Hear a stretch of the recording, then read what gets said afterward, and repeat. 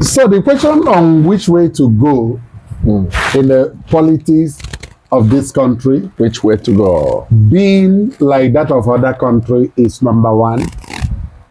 Do we say that the president have the right to appoint the INEC chairman in a contest that he will participate in? Is it ethical? Is it fair to others? That's why some of us that are calling for reforms. That's a $1 million question.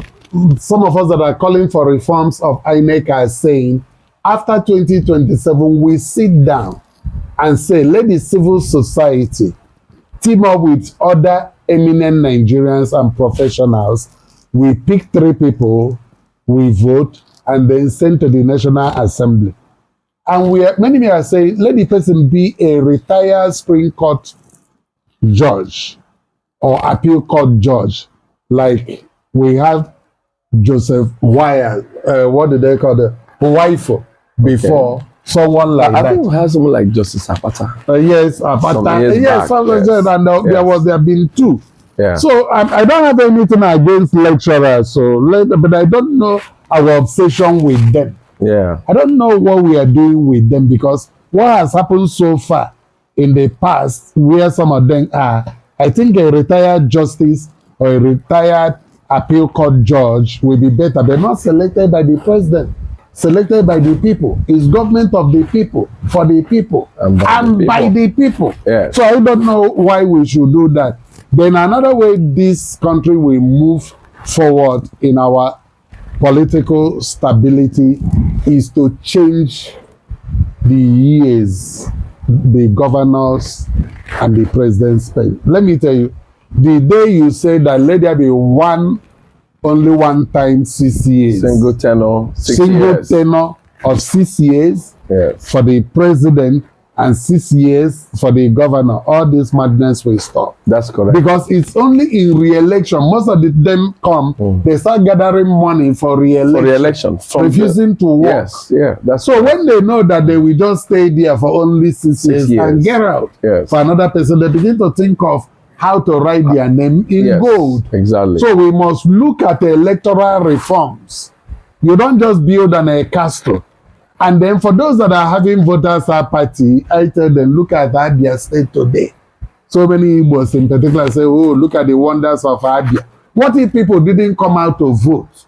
What if that woman refused that she will not be compromised? Exactly. The electoral officer. Exactly. You see how people can team up with the electoral officers, and people stay there to make sure that their votes counted. And LXOT came with a new party, Labour Party, that campaigned for only 6 months and won. So if other people have gone home and say because the previous government showed them shaggy and they didn't come to vote for the new one, there wouldn't have been that improvement. Finally, as the election is coming in 2027, I'm ashamed that what I'm seeing in the campaign so far is not the Nigerian we want. People like Reno Macri, I'm sorry I'm calling him out, and others like that should be cautioned by DSS. They are sowing seed of division among the populace. But the government in power is benefiting from its rascality, and that's why the government can hardly... If you know him before, he was even against the person that is on seat today. So you can't keep on shifting the goalposts to suit you. And look at my state, Anambra, state of Zeke, state of Ashebe, state of mighty billionaires. Look at what the campaign is being reduced to. That the governor has have mouth order and body order. And then the governor turn and say, the man that is campaigning with me failed all his papers in WAEC. Mr. Governor, we don't care. Tell us what you will do. Tell us. Oh, the times in Igbo land, what they choose are people with akonuche, people that have wisdom, people that have sense. Our ancestors and our fathers, they didn't know anything called WAEC, NECO, or JAM. Tell us what you can do to move Anambra forward. All this story about you having a body odor, your son dancing in the street, and the other woman being this, I mean, they are being petty. Have you articulated what you will do in the next 4 years? Show us evidence of what you have done. And the people in the opposition, stop beating about the bush. Come out with a better plan to counter what the government is already doing, so that the people will weigh the two and know who to vote. Reducing it to market women quarrel is all what politics is all about. Wow, this is amazing. This is exciting. Having you today in Maximum Impact Studio is amazing. No, I'm not surprised. Ladies and gentlemen out there, as we round off this speech, this Nigeria at 65 broadcast, to tell you, number one, we still believe in Nigeria. We believe in Nigeria. And then if you are staying outside... If I tell you something, you will laugh. Today, in my private family chapel, it was all praises. Wow. After all of us have said praises to God, we begin to bless Nigeria. Yes. According to the Bible, it says, bless Jerusalem. Yes. Bless Jerusalem, let Jerusalem have peace. And you that will dwell in it will also have peace. Exactly. So when people begin to talk bad about Nigeria, cursing Nigeria, talk down, this is where you are making your money. This is where you are living. You are using the international passport. You are using the currency. You are sleeping and waking up in the land. Nigeria cannot be determined by Tinubu, Atiku, Peter Obi, or Jonathan. It's by you and I. This is our country. This is where our future generation our country. Be. So we bless our Nigeria. nation. Let it be well with this country. We need to bless Nigeria and let it be well with Nigeria, says Timothy OFOEGBU, and I concur with him.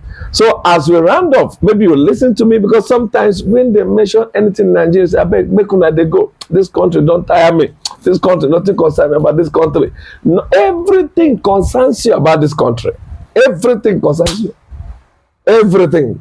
So we need to bless our country, believe in the system, believe in the nation. Of course, it's not a perfect system, but we work towards formation, reformation, and transformation of the system, of the governance, by active participation, not passive participation. So we need to gear up again as 2027 is around the corner. We know that whatever must have happened, but it will not continue to happen. Remember that every day for the thief, one day for the owner of the house. So one day our success story will be told. You are hearing what is happening in other countries where youth will rise up and then take the protest to the government house. Well, our own youth are rising up in Big Brother Africa and Nigeria. And one lady want to sleep with 100 men to break Guinness book of record, Niger bed, and what have you. So let's rise up in the positive direction. Thank you so much. We are going to come back again. We are just test running our system. We are just getting ready. Nigeria. Can I do 2 minutes round up? Go fellow religious leaders like Jude, I want to talk to Christian leaders. Christianity is not about buying cars. Christianity is not about building houses. Building large auditorium. It's not about large auditorium. It's not about private jets. So all this nonsense about prosperity and material wealth we are seeing in our pulpit today is part of our problem. I want a religious system where people will be taught how to work hard. We must bring back where people must have something doing. Not sleeping in the churches, not having night videos every day, not going to camp for 100 years. Let Christian leaders come back to the original teaching of Jesus about virtues and values. Values of patience, values of hard work, value of being industrious, values of holiness, of godliness, value of not being corrupt. We are the salt of the earth and the light of the world. We are not hearing this thing these days. Christians must pay their tax. Bible says, give to Caesar what belongs to Caesar. What Jesus means, pay tax to Caesar. As the tax reform comes up from January 1, 2026, it may not be fair, but obey your earthly leaders, pay your tax. Finally, let Christians be the one blessing this country, praying for this country, and be bold enough to correct their leaders, not to collect what? Gifts and love offering and tithes from political leaders, giving them pulpit to talk and market themselves. But you will not tell them, Oga, that road you awarded 3 years ago, you have not even completed it. Yeah. That is what I want. Wow. Thank you so very much. On the final note, like I was saying, that it's a great pleasure to host my friend and brother, Evangelist Timothy OFOEGBU, who is a masterpiece in virtually everything around him. Whatever he does it well. So this is just an aspect, an angle. You are going to meet him on the other side. And so as Christian Volunteers for Better Nigeria, I think we'll be having this every week. We will title it Telling Nigerians the Truth. Yes. So do you hear that? So you'll be hearing from us every week. And then we'll be inviting some key persons too to come and tell us their mind. And we will interrogate them too. So thank you so very much for watching. Thank you for the invite. Yeah. Spring Commander Studio. I entered here, I was wowed. Wow. This is one of the most modern, first class, top class, world class studio I've ever been to. And I advise those of you that are into podcast, into music, into broadcasting, into content creation in social media, come up and make this studio to be your number one. God bless you, brother. God bless you. Thank you so very much.